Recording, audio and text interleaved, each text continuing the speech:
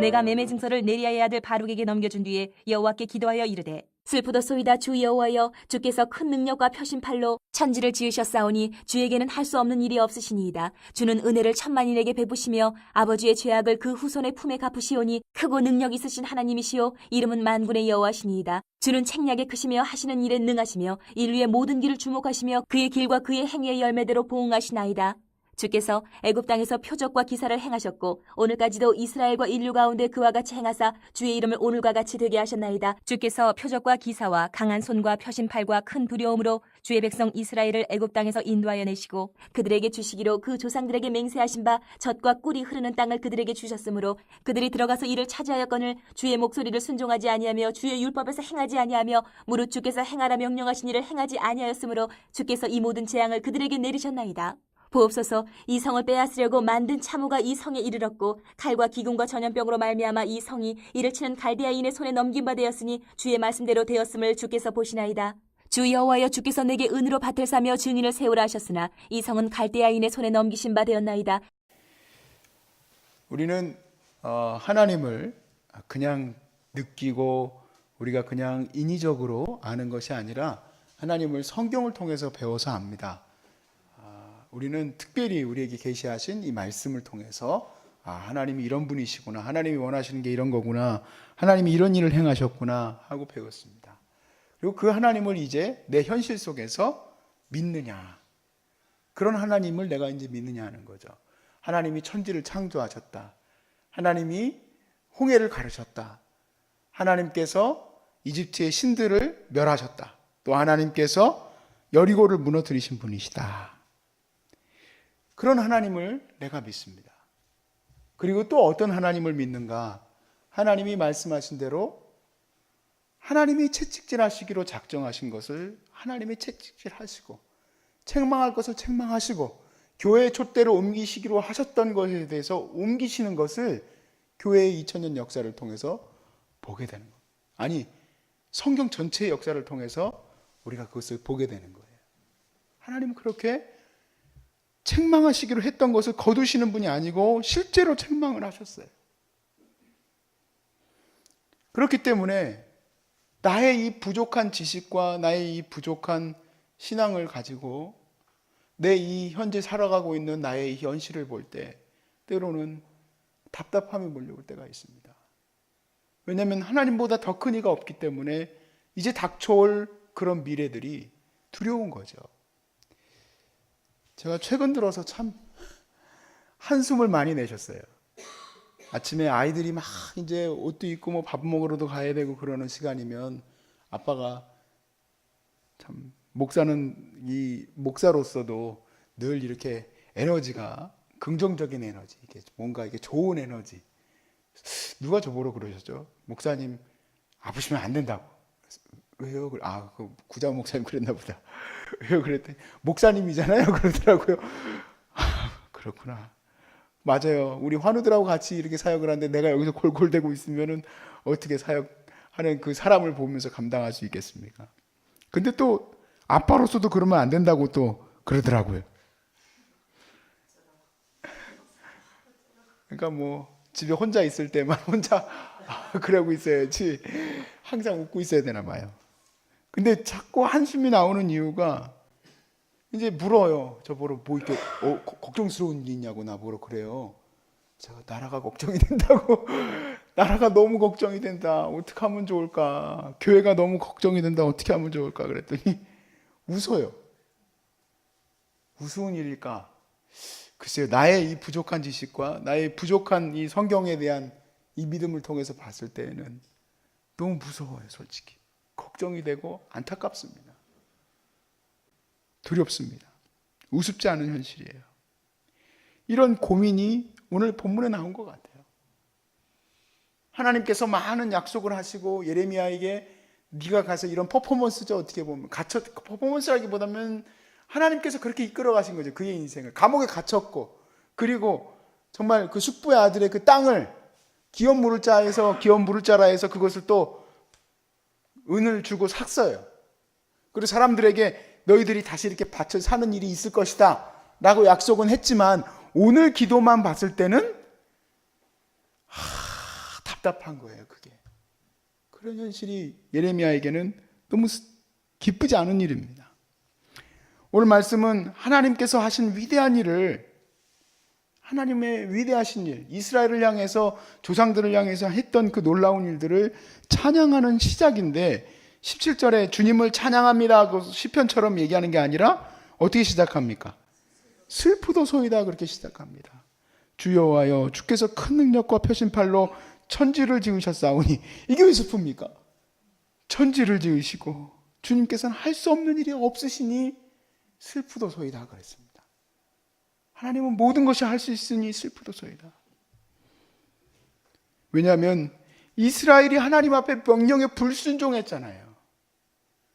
하나님 약속한 대로 하나님이 너희에게 복의 복을 더하리라, 들어가도 복을 받고 나아가도 복을 받고 하는 그 복이 또한 저주와 함께 있었으니, 이렇게 우상 숭배 앞에 놓여 있었던 이스라엘이, 하나님을 의지하지 않았던 이스라엘이 당할 것은 불보듯 뻔한 하나님의 재앙이에요. 24절 말씀에 보옵소서 이 성을 빼앗으려고 만든 참호가 이 성에 이르렀고 칼과 기근과 전염병으로 말미암아 이 성이 이를 치는 갈대아인의 손에 넘긴 바 되었으니 주의 말씀대로 되었음을 주께서 보시나이다. 주님이 말씀하신 대로 지금 이스라엘이 이렇게 어려움에 처하게 됐다는 겁니다. 하나님의 내리신 확실한 진노 앞에서는 더 이상 소망이 없는 거예요. 오히려 우리 앞에 놓인 이런 문제들이 소망이 있는 것은 하나님에게 맡기면 되니까. 근데 하나님이 내리신 재앙 앞에서는 소망이 없는 거죠. 누가 하나님을 대적하여서 우리를 구원해낼 수 있겠습니까? 그럼에도 불구하고 우리가 오늘 이 말씀에서 깨달아야 될 게 있습니다. 하나님은 이 기도에 대하여 이제 우리가 다음 구절부터 보는 26절부터에 하나님은 이제 응답을 하십니다. 물론 그 응답은 이제 우리가 내일부터 보게 될 건데 하나님이 응답을 하세요. 그 답답한 마음에 응답을 하시는데 그 응답이 나오는 것은 바로 무엇이냐? 소망입니다. 왜 소망이 될까? 왜냐하면 하나님의 신실하심과 하나님의 자비하심 때문에 그렇습니다. 하나님은 노하기를 더하시고 자비와 인애가 무궁하신 분이에요. 우리가 예레미야에서 보았지만 하늘을 잴 수 있느냐? 땅의 기초를 너가 측정할 수 있느냐? 내 죄가 그와 같이 많다는 얘기죠. 이스라엘의 죄가 그렇게 많은데 네가 측정할 수 있다면, 측정할 수 없다면 그게 네 죄와 같은 건데 내가 다 그것을 기억지도 아니하리라 하신 그 주님의 말씀이 소망이 되는 겁니다. 제가 이 말씀을 붙들고 가만히 과거로부터 생각을 해봤어요. 이 나라가 전쟁에서 패한 이후에 전 세계에서 가장 못 사는 나라 중에 하나였습니다. 그런 나라가 어떻게 살 수 있는 나라가 됐을까요? 뭐 OECD 국가 그런 걸 다 떠나서 살 수 있게 된 것도 놀라운 거예요. 우리나라에 장충체육관 지어줬던 필리핀 있죠? 필리핀에 단기 선교 가보면은요, 이 나라가 건물을 짓다가 말아요. 그 철근 있잖아요. 그 철근이 그대로 있어요. 왜 짓다가 말죠? 무슨 뭐 건축법 때문에 그렇다고 그러더라고요. 그걸 다 지면은 세금이 어마어마하게 물리니까 다 졌는데 짓다가 만 것처럼 그렇게 짓는데요. 근데 다 진 건물들 같이 보이는 게 거리에 보이는 것은 그렇게 보여요. 90% 정도가 거의 급빈층이에요. 화교들 빼놓고는 다 어렵게 살아요. 근데 우리나라는 장충체육관도 지어줄 만큼 그렇게 구호물자를 받았던 나라가 이렇게 회복될 수 있었던 이유는 하나님이 이 나라를 사랑하시고 회복시켜 주셨기 때문이지 않겠습니까? 우리가 누가 잘해서, 물론 그런 영웅담들도 말하고 뭐 대단한 얘기들도 하고 이 사람이 이렇게 이뤘다 저 사람이 이렇게 이뤘다라고 얘기를 하지만 하나님이 그런 사람들을 세우시는 거예요. 하나님께서 고레스를 세우듯이 이스라엘을 회복시키기 위해서 하나님께서 사람들을 세워서 그 사람들에게 은혜를 베푸시고 감동을 주시듯이 하나님은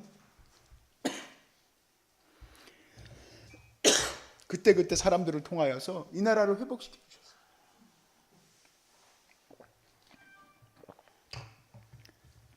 그러므로 저는 확신하건대 이 나라가 이렇게 전쟁이 패망한 이후에도 이렇게 회복됐다면 아무 소망이 없는 것 같이 보이는 책망 속에서도 우리는 다시 소망을 가질 수 있는 것은 하나님이 우리를 사랑하시기 때문인 줄로 믿습니다. 그러므로 포기하지 아니하시고 우리를 세워주실 것이기 때문에, 그래서 우리가 이 말씀을 붙듭니다. 내가 사나 죽으나 다 주의 것입니다. 우리가 갖고 못 갖는 것도 다 주님의 뜻입니다. 내가 얻고 못 얻는 것도 다 주님의 뜻입니다. 주님은 주시기도 하시고 가져가시기도 하시는 분이고 높이 들기도 하시고 낮추시기는 하나님이십니다.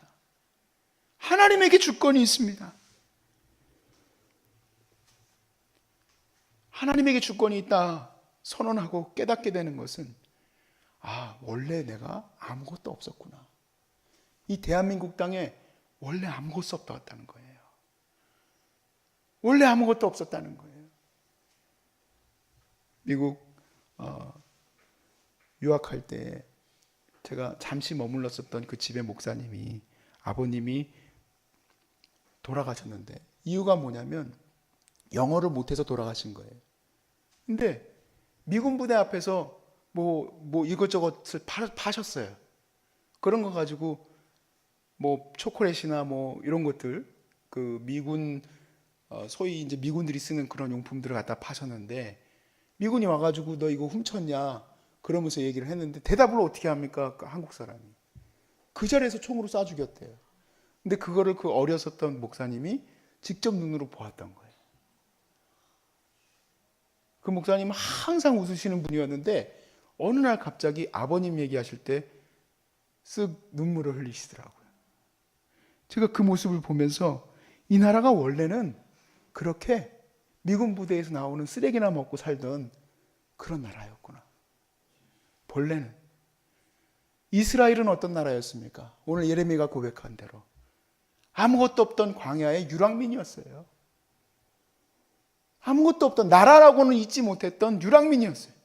근데 그런 나라를 하나님께서 가나안에 정착하게 하시고 7 족속을 다 몰아내시고 거기에 하나님의 도성 예루살렘을 세우시고 거기에 하나님의 백성들을 모래와 같이 정말 별과 같이 많이 만들어 주셨어요.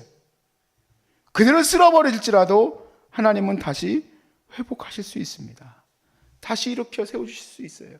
내 어려움이 다가왔을지라도 하나님은 다시 세워주실 것이라고 믿기 때문에, 이 나라가 지금 분명 하나님 말씀에 빗대어 봤을 때 아이고 이렇게 하면 하나님이 진노하시지, 이렇게 공의가 무너지고 정의가 무너지고 하나님의 뜻이 무너지는 가운데 있으면 우리가 이렇게 하나님께서 이 땅에 교회 촛대로 옮기시지, 그런 두려움이 앞서고 한숨이 나오다가 드디어 소망을 갖게 됐어요. 다 뺏어가실지라도 하나님이 다시 세우실 줄로 믿는다. 하나님이 회복시켜 주실 줄로 믿는다. 현실에 대해서 예레미야가 이렇게 한탄합니다. 마지막 구절에 주여하여 주께서 내게 은으로 밭을 사며 증인을 세우라 하셨으나 이 성은 갈대아인의 손에 넘기신 바 되었나이다. 사라고 하셨어요. 증인을 세우라고 하셨어요. 그런데 현실은 갈대아인의 손에 넘기신 바 되었습니다. 그러나 우리 하나님은 이 기도에 대해서 이제 응답하신다 그랬잖아요. 26절에부터 말씀에서 응답하세요. 내가 다시 회복시키리라 하고 응답하세요. 그러므로 우리는 그냥 내가 지금 당장은 이해가 안 되는 일이죠. 지금 분명히 예레미야가 이해를 하고 그것을 한 게 아니라는 것을 이 말씀 하나에서 우리가 알 수 있어요. 이해를 충분히 하고 하나님의 뜻을 다 알아서 예레미야가 행한 게 아니에요. 하나님의 뜻이기 때문에 한 것뿐이에요. 그럴지라도 주님 말씀을 이해를 다 못할지라도 우리는 그 말씀대로 순종하고 나아가면 하나님께서 응답하실 것을 믿습니다. 우리는 하나님이 말씀하신 대로만 가면 돼요. 완전히 어둡고 완전히 모든 것이 잃어버린 것 같아도 주님 말씀하신 대로만 가면 회복의 역사가 일어나는 거예요. 제가 미국 유학할 때 한 가지 붙들었던 말씀이 있었습니다. 저도 제 얘기를 주로 해야 되겠다 생각을 해서 하도 어머니 얘기를 하다 보니 너는 어떻게 살았냐. 제가 갈 때요, 정말 아무것도 없었기 때문에 트렁크 2개 가지고 갔었기 때문에 학자금이 걱정이 되지 않겠습니까? 그랬을 때 제가 한 가지만 딱 붙들었습니다. 뭐냐면 하나님이 기뻐하시는 일, 어렵고 힘겨운 사람을 위해서 내 힘을 다하면 하나님이 내 공부를 시켜주겠다 하나는 굉장히 무모한 도전을 했어요. 정말 이거는요, 제가 갈 때 비행기에서 엉엉 울면서 딱 말씀으로 받은 게 있었어요. 그래, 하나님 기뻐하시는 일을 하면 하나님이 공부 시켜주시겠지. 그랬는데 시켜주셨어요. 정말로 어렵고 힘겨운 성도들, 왜냐면 교회에 내가 그냥 평신도 들어갔다고 생각을 했기 때문에 교회에서 아주 그냥 굳은 일부터 해서 어려운 일부터 해서 다 그냥 필요하다고 하면 그냥 무조건 찾아갔어요. 사람들이 봤을 때는 쟤 이상하다고 생각했을 수도 있어요. 근데 제가 항상 마음에 생각하는 것은 우리 주님이 나를 하여했으니까, 내게 건강을 주시고 내게 시간을 주시고 내게 젊음을 주셨으니까. 그러니까 2명이 모이든 3명이 모이든 그 유종옥 사모님 아드님이 오셨다는데 와서 같이 좀 성경 공부 좀 합시다. 그래서 난 성경 공부가 내가 인도하라는 줄 알고 있었어요. 그래서 내가 목사니까 인도하라고 하는구나. 드디어 갔더니 아니에요.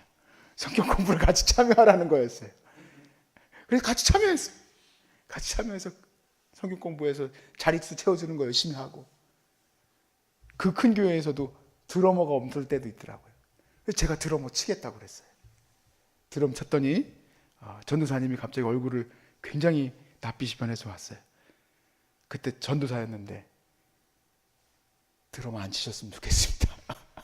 너무 못 친다고. 그래서 제가 밤새도록 연습했어요. 진짜로. 그랬더니 그 다음 주에 전사님 이제 좀 맞으시네요. 그랬어요. 근데 제가 그것을 누구에게 보이기 위한 게 절대 아닙니다.